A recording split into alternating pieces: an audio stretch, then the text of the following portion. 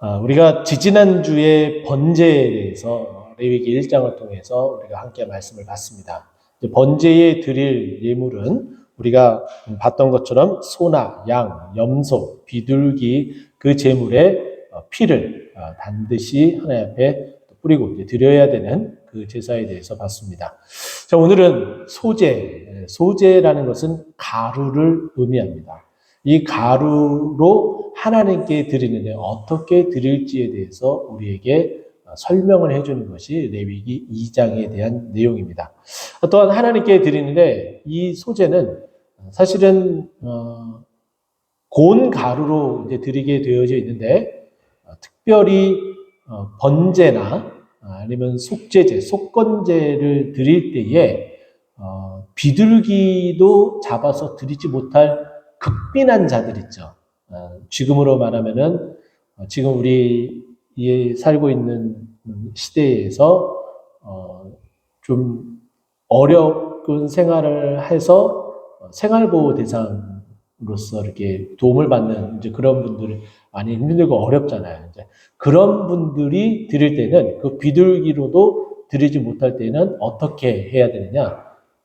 이 고운 가루로 드려라 라고 이렇게 말할 정도로 우리 하나님께서는 한 사람도 그의 부가 있든지 없든지 상관없이 하나님 앞에 드려라 라고 이야기를 해요. 이 말은 뭐냐면은 한 사람 한 사람의 예배를 받으시겠다라는 것이고 또 그 예물의 많고 적음이 결코 하나님 앞에는 중요하지 않다라는 뜻이기도 합니다. 하나님은 그 사람 한 사람이 직접적으로 하나님 앞에 나와 하나님이 직접적으로 만나고 싶어 하신다라는 거죠. 또 오늘 본문 말씀에 보면은 이 소제를 드릴 때에 화제다라는 표현이 나옵니다. 화제는 불로써 태워 드리는 그 제사를 말하고 있는데 제사를 드리는 4가지 방법이 있습니다. 오늘 본문에 언급된 불로 태워서 드리는 화제가 있고요. 그리고 또 한 가지는 요제라는 제사가 있습니다. 요제 혹시 들어보셨나요? 우리가 이제 소금 언약할 때 또 언급을 해드리겠지만은 우리가 아이들 갓난장이들 이렇게 앉혀놓고 있는 또 그것을 뭐라고 표현하면 요람이라고 표현합니다.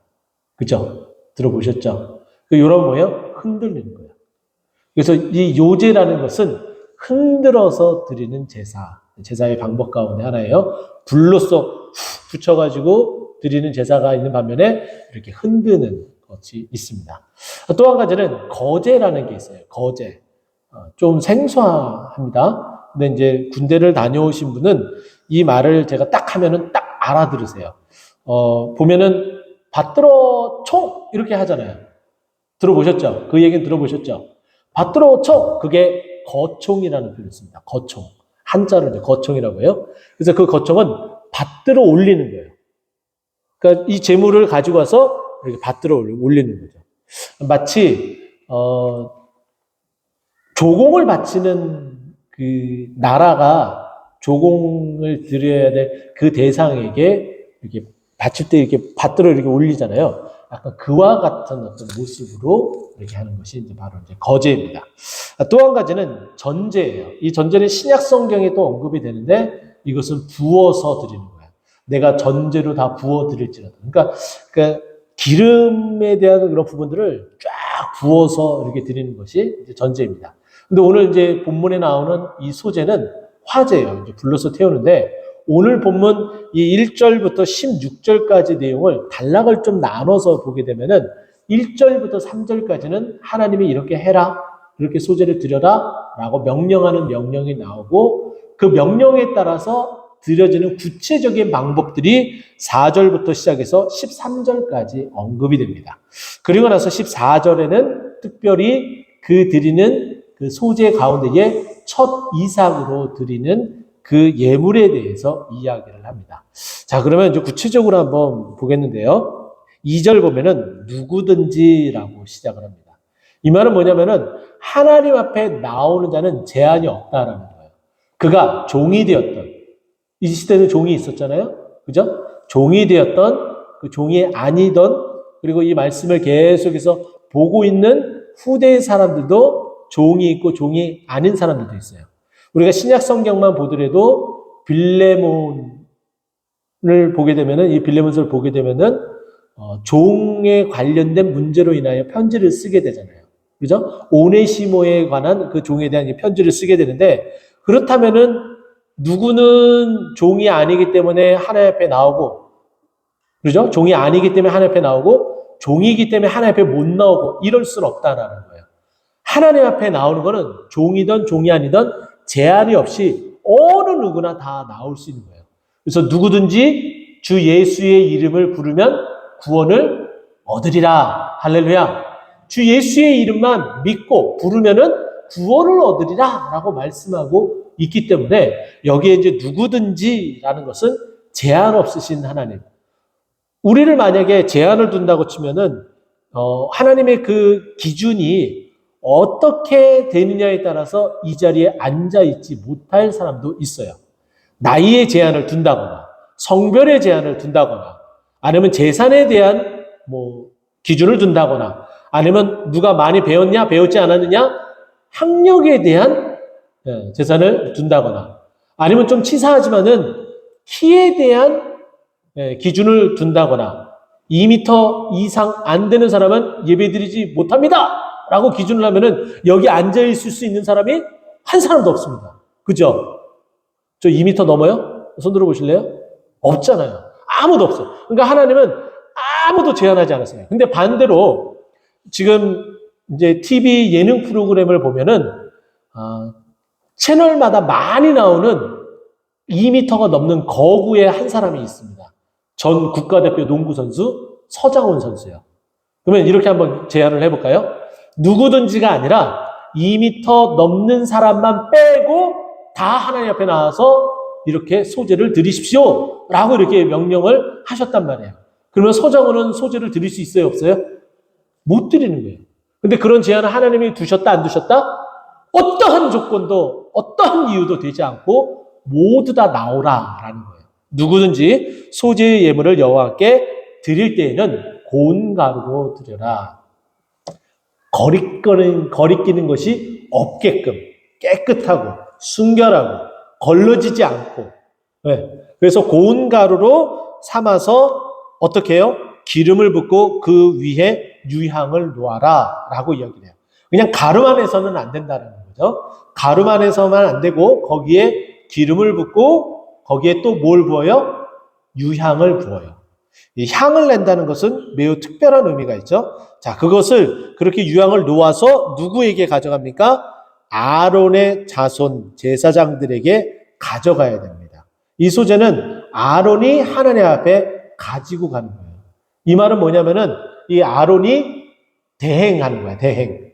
여러분들이 소제를 하나님 앞에 드리고 싶은 마음을 가지고서 그 소제를 가지고 왔어요. 이 소제는 감사의 제사입니다. 근데 이 소제를 가지고 왔는데 여러분들이 소위 말해서 앞에 있는 목사에게 이렇게 바칩니다. 하나님 앞에 올려주세요. 이렇게 얘기를 하는 겁니다. 그러면 저는 제 이름으로 하는 게 아니라 여러분의 이름으로 제가 대행을 하는 거예요. 무슨 얘기인지 아시겠죠? 네, 대행을 하는 겁니다. 그래서 이 아론의 제사장이 그 고운 한 움큼과 기름과 그 모든 유향을 가져다가 기념물로 제단 위에 불사를 찌니 이는 화제라 여호와께 향기로운 냄새라. 여러분 가루를 그냥 곡식 가루를 여러분 불을 한번 태워보세요. 무슨 냄새가 나요? 곡식 타는 냄새가 나죠. 무슨 냄새가 나겠어요? 그죠? 아주 간단합니다. 곡식 타는 냄새가 나요. 근데 그 곡식 타는 냄새가 아주 소량을 태우면은 그래도 고소합니다. 그죠? 밥 타는 냄새도 조금 타면은 고소해요. 그래서 우리가 누른밥, 누룽지 이렇게 먹잖아요. 맛있죠? 밥 먹고 앉았는데 갑자기 또 군침이 돕니다. 그게 어떻게 보면 인지산중인지도 몰라요. 근데 이것이 확실하게 타버리면은 탄 냄새로 인해서 고소한 냄새가 나나요? 안 나요. 전혀 나지가 않습니다. 오히려 탄 냄새 때문에 그 탄 냄새를 없이 하려고 집안에 촛불을 켜놓거나 그렇게 아니면 방향제를 뿌리거나 이렇게 할 정도로 그 탄 냄새는 매우 지독합니다. 우리가 살고 있는 집 있잖아요. 집. 여러분들의 집이 가장 값어치가 있을 때와 가장 값어치가 없을 때를 딱 확연하게 나누면은 언제가 가장 값어치가 없는 줄 아세요? 그런 일이 절대로 일어나서는 안 되는데 불난 집, 화재가 나면은 그 집은 값어치가 확 떨어집니다. 근데 또 희한하게 사람들이 미신을 믿어요. 그죠? 값어치가 확 떨어져서 그 확 떨어진 집을 사면은 부자 된다 해가지고 투기꾼들이 또 거기 또 몰려요. 참 신기하죠? 그런 일이 발생하게 되는데 어쨌든 이 타는 냄새는 정말 고약해서 우리의 미간을 찌푸리게끔 만드는 것이 이 타는 냄새입니다. 근데 그냥 태우지 않고 이 곡식을 그냥 태우지 않고 어떻게 태우고 있어요? 기름을 부어요. 잘 탈 수 있도록 윤활제 역할을 뭐 하기도 하고 그런 역할을 하겠죠. 그리고 뿐만 아니라 여기에 유향을 넣는다라는 것은 향기롭게 태우는 것을 말합니다. 여러분 혹시 그러신 분들이 있을지 모르겠습니다. 가습기 혹시 집에서 쓰십니까? 가습기를 쓸 때 가습기만 사용을 하세요? 아니면 가습기에 들어간 첨가제 같은 것도 넣으세요? 첨가제 향기가 나도록 첨가제 넣는 경우들이 있어요. 그리고 또 그냥 일반 초를 태우시는 분도 있지만은 향초를 태우시는 분이 있어요. 그 초가 탈 때마다 그 초의 향이 딱 서려져 있기 때문에 그 초가 탈 때마다 향이 쫙 은은하게 집안에 퍼집니다. 가장 대표적으로 향초를 많이 사용을 하는데 그 향초가 보통 아로마 향을 많이 쓰죠. 마음과 그 심성을 좀 차분하게 가라앉혀 줄 수 있는 아로마 향초를 사가지고 그 초를 태우게 됩니다. 그러니까 그만큼 우리 마음을 좀 차분하게 가르쳐 주는데 여기에 보면은 유향을 부었다라는 것은 그 곡식 타는 냄새가 지독하게 나는데 그것을 완화해 줄 뿐만 아니라 어떻게 해요? 향기로운 냄새가 나서 예배 드리는 자가 그 향 때문에 아 내가 이렇게 하나님 앞에 감사로 올리는구나 그 향을 맡으면서 기쁨이 넘치는 거예요. 우리가 소위 말해서 안 좋은 냄새, 뭐 대변, 소변 그 냄새를 보면은 이러잖아요. 그죠? 근데 그 대변 냄새하고 소변 냄새가 되게 향긋할 때가 있어요. 자녀들 아니면 손주들. 그죠? 아이고 잘 쌌네, 아이고 잘 쌌네 그러면서 엉덩이 토닥여주고 또 깨끗이 닦아주고 그러죠. 네, 기저귀 갈아주신 분은 다 아실 거예요. 그런 경험을 다 하셨죠. 자, 그런데 그 아이가 커서도 계속해서 대변을 못 가리고 그렇게 한다고 그러면은 난리가 납니다. 간혹가다 그런 경우 있죠. 집에서도 큰 일을 보고 나서 화장실에서 물을 안 내려요. 그걸 모르고서 화장실 문을 딱 열었더니 냄새가 진동을 하는 거예요. 가끔 가다 그럽니다. 제가 이제 화장실 들어갔다가 딱 나오자마자 바로 연달아서 화장실을 뭐 유리나 의진이가 이제 딱 들어가려고 하면은 아우 냄새 뭐 이래요. 그러면서 향수를 뿌리고 이렇게 들어갑니다. 네. 제가 왜 이 말씀을 드리느냐? 우리에게 안 좋은 향은 미간을 찌푸리게 만들고 화를 내게 만들지만은 향기로운 냄새는 이렇게 어디서 이렇게 향기로운 냄새가 나지? 그래서 오히려 그 향을 맡으러 갑니다. 대표적으로 어떠한 향기가 가장 아름다운 향이에요? 그리스도의 향기. 네. 그죠? 고린도 후서 2장에 보게 되면은 너희는 그리스도의 향기니라고 이야기를 해요. 네. 하나님께서 받으신 그 향기, 하나님께서 이 받으신 향기도 유향을 넣어서 향이 쫙 올라가면 내가 지금 드린 이 소재물이 하나님 앞에 올려지는구나. 너무 좋아. 하나님께서 이 향을 내가 좋은 만큼 우리 하나님께서도 받으시겠지. 너무 좋아. 할렐루야. 이렇게 되는 게 소재라는 거예요. 너무 간단하죠? 그래서 여호와께 향기로운 이 화제는 여호와께 향기로운 냄새니라라고 이야기를 합니다. 그래서 그 소재물에 남은 것은 아론과 그의 자손에게 돌릴지니 이제 여호와의 화제물 중 지극히 거룩한 것이니라. 이 소재물을 통해서 제사장이 먹고 살아갈 수 있도록 또 하나님께서 이와 같은 제도를 마련해 주신 거예요. 여기에 보게 되면은 그렇습니다. 소재를 적게 드리면은 어떻게 해요? 적게 가져가는 거예요. 하나님 앞에 드리고 대신 드리고 남은 것을 가져가게 되니까. 그래서 이제 사례에 대한 어떤 부분들을 우리가 좀 생각을 해보면은 그렇습니다. 교회의 입장에서는 교회의 환경, 이 환경 가운데에 최대한 해줄 수 있는 만큼을 해야 되는 게 맞고요. 그리고 또 목회자의 입장에서는 교회가 해주는 것이 최대한으로 알고 감사히 받아야 되는 게 맞습니다. 근데 우리가 서로 생각을 하고 서로 위하는 마음이 있다면은 그런 부분들이 서로 합치되고 마음이 하나가 될 수 있는데 또 이것이 또 나눠지게 되면은 서로 불편하게 돼요. 서로 불편하게 되는데 이것은 우리가 조금 더 서로 상대방에 대해서 생각을 해보고 조금씩 우리가 힘을 더 내는 것이 바람직하다라고 볼 수가 있는 거죠.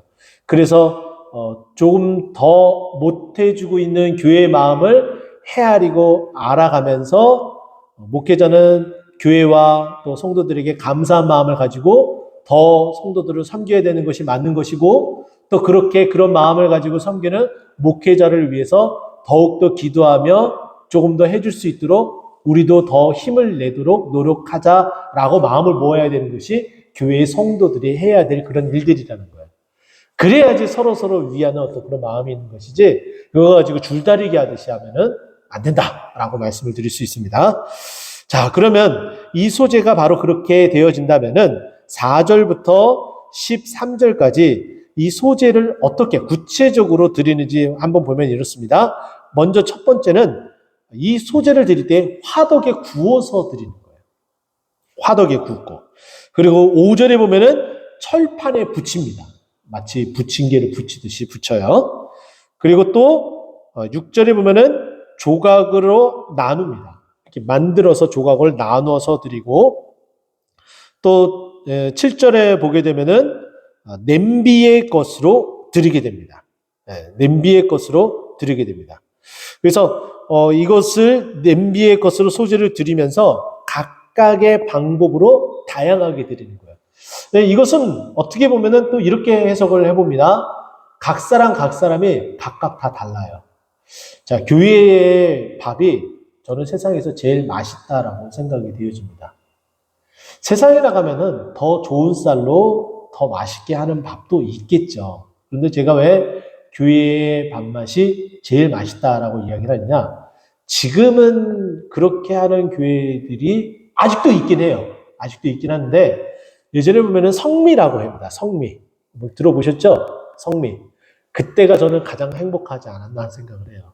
교회에서 먹어야 될 쌀과 목회자 가정이 먹어야 될 그 쌀을 각 가정에서 먹는 그 쌀의 일부를 이렇게 담아가지고 교회를 가지고 옵니다. 성미함에다 이렇게 넣어요. 그러면 그 성미함을 가지고 주일날 예배 드리면서 밥해서 그 쌀로서 밥을 해서 이렇게 먹고 또 목회자 가정이 평소에 먹을 수 있도록 그 성미를 가져다가 이렇게 밥을 지어서 먹습니다. 이 말은 뭐냐면은 성도님들이나 목회자나 모든 성도들이 다 한 가족이라는 의미, 가족의 테두리라는 의미가 있습니다. 그래서 매우 친밀한 관계 속에 있었습니다.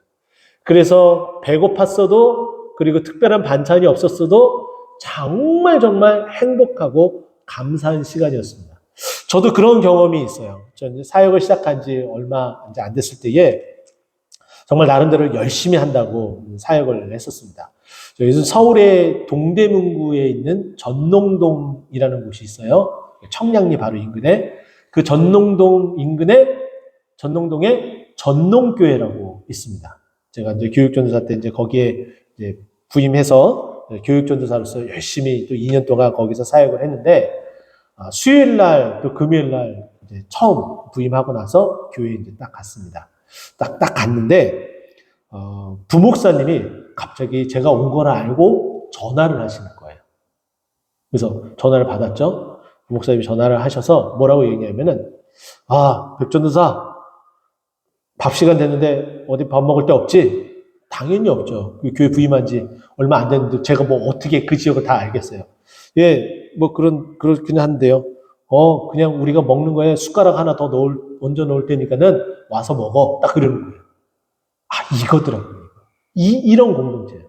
그래서 지금 그 목사님하고 벌써 그 교회에서 헤어진 지 몇 년이 됐을까요? 14년, 15년이 됐어요. 그런데도 계속해서 연락을 하고 있어요.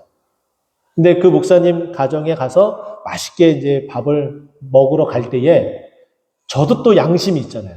제가 빈손으로 갔을 것 같아요. 그 집에 아이가 있는데 빈손으로 처음 갈 때는 제가 절대로 안 갑니다 라고 하면서 아이들 이제 과자 보따리하고 음료수하고 주스하고 이렇게 사들고 이제 들어갔습니다. 그러니까 그렇게 서로 위하고 서로 해주니까는 이렇게 서로 마음이 따뜻해지고 오랫동안 관계가 지속되어져요. 근데 그런 관계함이 없는 시대가 점점 되어가고 있어요. 지금 현재 시대가. 그래서 제가 이제 꽃동산 교회에서 있으면서 마지막 6년 반 동안 있었지만은 연락을 하시는 분이 있는가 하면은 연락을 안 하시는 분들이 더 많아요. 왜 연락을 안 할까요? 그만큼 그런 관계들이 없었기 때문이다라는 거죠. 이런 부분들은 정말 이게 정이라는 것이, 그 사랑이라는 것이 점점 사라지고 있다는 것에 대한 안타까운 마음이 매우 강하게 됩니다. 네. 좀 그런 생각이 좀 들어서 말씀을 드렸고요. 각각의 방법대로 화덕에 드리기도 하고 또 붙이기도 하고 냄비에 놓기도 하고 또 조각으로 나눠서 드리기도 하는데, 이 모든 예물에 반드시 해야 될 것은 기름을 발라야 된다는 것이고, 그리고 다 무교병이어야 된다라고 4절에 언급을 하고 있습니다. 또 무교병이 되어야 된다는 것은 5절에 언급된 것처럼 누룩을 넣지 않아야 된다라는 것이고, 또 기름을 넣어야 되고 그 기름을 넣어서 고운 가루와 기름을 섞어서 만들어야 된다. 근데 그것을 그렇게 만들어서 8절에 보면은 너는 이것들로 만든 소재물을 여호와께로 가져다가 제사장에 준다라고 표현해요. 여호와께 가져다가 제사장에게 준다. 이 말은 뭐냐면 결국은 제사장에게 주는 것이죠. 그럼 제사장은 제가 아까 말씀드렸던 것처럼 대리로서 하나님 앞에 드리는 거예요. 그러니까 여호와께 드리는 거죠.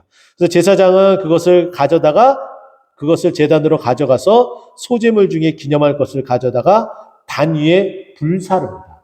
아까 제사 드리는 방법 가운데 불로서 태우는 제사가 소재라고 말씀을 드렸죠. 그 소재가 바로 여기에 해당되는데, 근데 그 화제가 아까 뭘 넣는다고 그랬어요? 기름과 뭘 넣는다고요? 유향을 넣는다. 그래서 그것을 태울 때마다 향이 폴폴 나서 하나님께서 이 향을 흠양하시면서 기뻐하시겠구나, 할렐루야 라고 하면서 기쁨으로 제사를 드리게 되는 거예요. 자, 다시 한번 3절에 언급했었던 화제물에 대한 그 소재물에 대한 것이 아론의 자손들에게 돌린다라는 표현이 다시 10절에 언급이 되는데요. 소재물에 남은 것은 남은 것이라고 이야기를 했어요. 먼저 하나님 앞에 드리고 남은 것에 대한 부분이에요. 소재물에 남은 것은 아론과 그의 아들들에게 돌릴지니 이는 여호와의 화제물 중 지극히 거룩한 것입니다. 하나님 앞에 드린 것이 거룩한 것이 아니라 제사장에게 돌리는 것이 거룩한, 구별되어졌다라고 표현하는 거예요. 그래서 이게 얼마나 아름답습니까? 하나님께서 백성들의 제사를 받아주심과 동시에 또 특별히 제사장을 특별히 챙겨주시는 하나님의 또 모습들을 우리가 볼 수가 있는 거죠. 또 11절에 여기에는 아까 누룩을 넣지 말고 기름과 유향을 넣어야 되는데, 간혹 가다가 잘못해서 이런 생각을 가지고 있는 분이 있을 줄 몰라요. 그래서 11절이 언급이 됩니다. 너희가 여호와께 드리는 모든 소재물에는 누룩을 넣지 말고, 조금 더 많은 양을 드려야지 해서 가루에다 누룩을 넣으면 그 누룩이 점점 부풀어 올라서 커지죠. 그죠? 근데 그렇게 드리지 말라라는 거예요. 누룩을 넣지 말아야 되고, 그리고 또 뿐만 아니라 거기에 보면은 11절에 보면은 누룩이나 꿀을 여호와께 화제로 드려 사르지 못할지니라. 누룩뿐만 아니라 또 모두 넣지 말아야 되는 거예요. 꿀을 넣지 말아야 되는 거예요. 자, 꿀 너무 달콤하죠?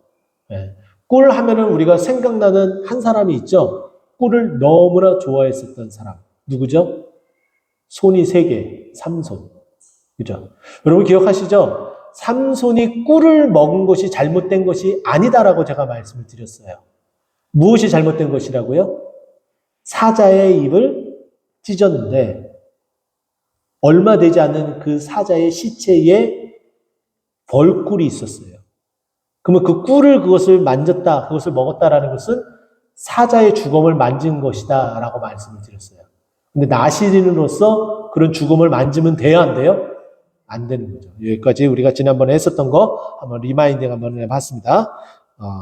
그래서 이제 꿀을 넣지만 했는데 꿀 달콤하잖아요. 하나님께 꿀 이렇게 찍어서 드리면은 하나님께서 달콤한 거 드시면 좋잖아요. 이렇게 생각할 수 있는데 그거는 부패하기 쉽기 때문에 변질되기 쉽기 때문에 꿀을 넣지 말아라라는 거예요. 변형이 되는 거예요. 누룩을 넣으면 변형이 되고 꿀을 넣으면 변질이 되는 거죠. 그죠?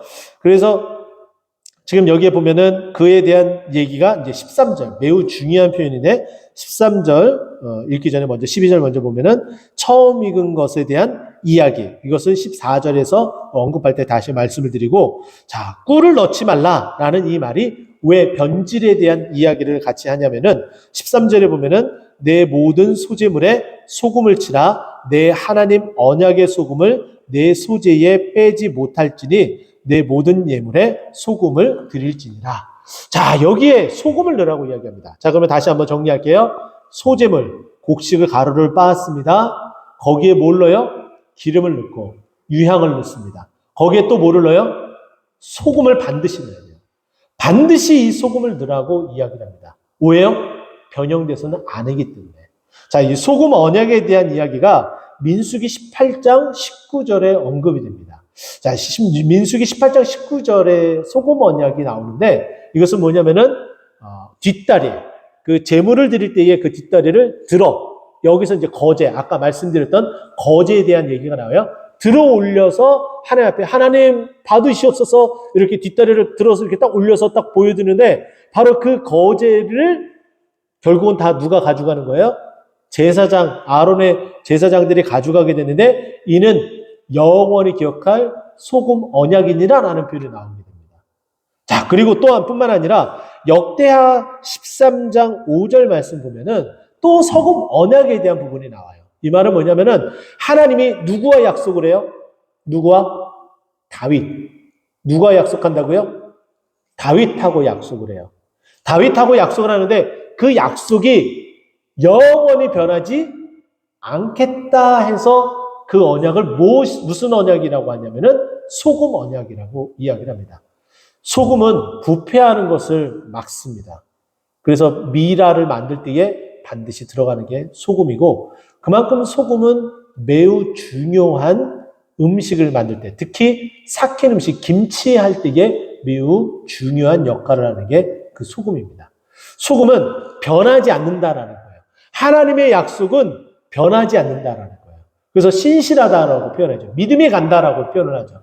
세상 사람들은 언약을 파기하고 위약금을 물어주면 그만이다라고 생각을 하지만은 하나님은 결단코 그렇지 않습니다. 하나님은 약속한 것이 반드시 이루어지는 거예요. 하나님은 우리에게 약속을 하셨잖아요. 그럼 하나님은 그 약속을 지켜주시는 거예요. 그래서 우리가 요한 1서 2장 9절을 말씀 보면은 1장 9절을 말씀 보면은 저는 미쁘시고 의로우사 여기서 미쁘시다라는 것은 믿음이 간다라는 거예요. 믿음이 간다라는 것은 신실하다, faithful, 믿음이 간다라는 이제 표현과 똑같다라는 거죠. 자, 그러면 하나님께서 우리에게 소금을 치라라는 것은 내가 너희와 이 소재물을 반드시 어떻게 하겠다? 받으시겠다. 소재물을 드릴 때는 언제든지 내가 이 소재물을 향기로운 제물로 받겠다. 근데 그 향기로운 제물을 받는 그 조건은 뭐라는 거예요? 그 가루에 기름을 붓고 유향을 넣어서 소금을 쳐서 여기에 나와 있는 것처럼 화덕에 철판에 조각으로 냄비에 여러 가지 방법으로 어떠한 방법으로 드리더라도 화제로 이렇게 드리면은 내가 다 그것을 받아주겠다라고 말씀하신 거예요. 하나님의 약속은 변하지 않는 거예요. 그래서 오늘 이 오후 찬양 예배 때 찬양했잖아요. 그 찬양의 이 세 곡에 동일하게 들어가는 단어가 뭐예요? 신실, faithful, 믿음, 신실, 믿음이 간다. 그런 하나님의 성품을 우리도 좀 닮았으면 좋겠습니다. 신실하신 하나님을 우리가 닮아서 우리도 신실한 하나님의 백성, 성도 이렇게 되었으면 좋겠다라는 생각에서 그렇게 찬양 세 곡을 그렇게 뽑아서 함께 불러본 겁니다. 자, 그러면 이제 언약을 이제 소금을 쳐서 이렇게 변하지 않는 언약의 소금을 빼지 못하고 반드시 하나님께서 그것을 받아주신다라는 의미에서 소금을 치라라고 이야기를 했고, 또 이제 마지막 12절 보게 되면은 처음 익은 것으로 그것을 여호와께 드릴지니라 향기로운 냄새를 위하여는 제단에 올리지 말지며 라고 이야기를 합니다. 지금은 많이 사라진 듯 합니다. 안타깝습니다. 그래서 좀 이런 부분들이 많이 사라졌기 때문에 좀 안타까운 부분들이 있는데, 저는 제 주위에 그렇게 하시는 분들을 봤습니다. 그 말이 무슨 말이냐? 첫 알바해서 알바비를 다 받잖아요. 그죠? 뭐 그거를 다 하나님 앞에 11조가 아니라 그걸 다 하나님 앞에 드리는 거예요. 취업을 해요? 그러면 직장에서 첫 봉급을 받으면은 쓸 게 좀 많겠습니까? 근데 하나님의 그 말씀대로 나는 이 말씀이 내 마음에 확 와닿아서 나는 이 말씀대로 하나님 앞에 드리고 싶어. 이런 믿음. 하나님께서 내 직장을 가게 하셨고 내 직장을 열어주셨으니까 이건 하나님이 하신 일이니까 하나님께 감사의 제물을 올려야 돼 라는 마음으로 자신의 첫 봉급을 전액을 다 하나님 앞에 드리는 거예요. 그런 일들이 예전에는 적었을까요? 많았을까요? 많았어요. 근데 점점 없어져요. 그 말은 뭐냐면은 안타깝지만 취업을 하고 직장 생활하고 알바를 하고 다 이 모든 것들을 다 자신의 힘으로 했다라고 생각하는 그런 시대가 돼버렸다라는 거예요. 하나님이 행하셨다라는 이 마음이 점점 작아져요. 입으로는 고백을 하지만은 실질적으로는 그렇지 않은 경우들이 점점 많아집니다. 그래서 여러 가지 모양, 여러 가지 이유들도 뭐 각각에 있겠지만은 저는 제 주위의 청년 시절에 첫 알바해서 4, 50만 원 이렇게 그때 당시도 4, 50만 원 적은 돈이 아닙니다. 그 돈을 다 헌금하는 믿음의 선배도 봤고요. 또 믿음의 동료도 만났었습니다. 저는 어떻게 했느냐? 그렇게 하지 못했지만은 제가 전에 설교하면서 말씀을 드렸던 것처럼 제가 군대 가기 전에 청년부의 재정이 필요하고 제가 막노동을 해서 이미 받을 돈이 있어서 가부를 해서 제가 청년부 수련에 필요한 재정을 그때 당시 96년도에 제가 군대를 갔거든요. 그때 당시에 40만 원을 가부를 해서 35만 원을 헌금을 청년부 수련의 헌금으로 헌금하고 저는 호련히 군대를 떠났던 적이 있었습니다. 근데 그 35만 원이라는 그 돈이 저는 제가 군대 전역을 하고 나서 다시 수능 시험을 보고 목회를 하겠다라고 기도하고 준비하던 타였었기 때문에 전역을 하면 누구보다도 그 금액이 매우 유용하게 쓰일 금액이었는데 하나님께서 바치라라고 말씀을 하시더라고요. 그래서 했는데 제대하고 전역하고 나서 매우 쪼들렸습니다. 근데 그런 쪼들림의 시간이 지나고 나서 지금에 이르기까지 견뎌내고 또 이겨내고 있다라는 거예요.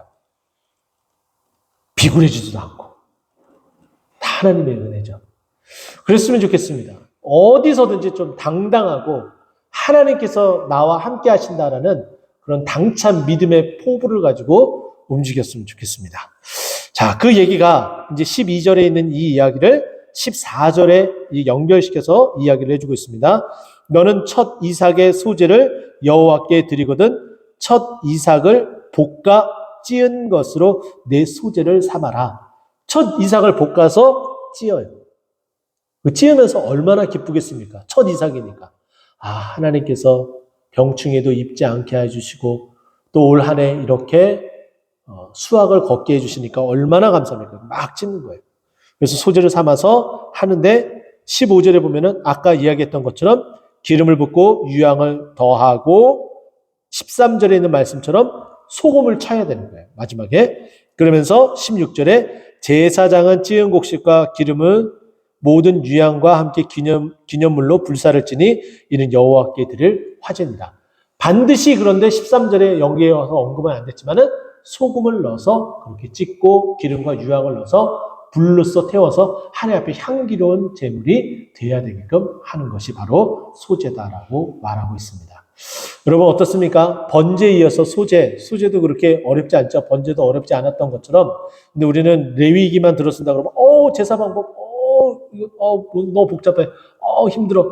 이렇게 생각할 게 아니라 차근차근 하나님의 말씀을 읽고 같이 동행한다면은 다 우리가 쉽게 이해할 수 있다는 거 기억하시고 또 집에 가서 읽으면서 이것이었지 이렇게 다시 한번 체크하며 이것을 여러분의 것으로 삼는 여러분 됐으면 좋겠습니다. 기도하겠습니다.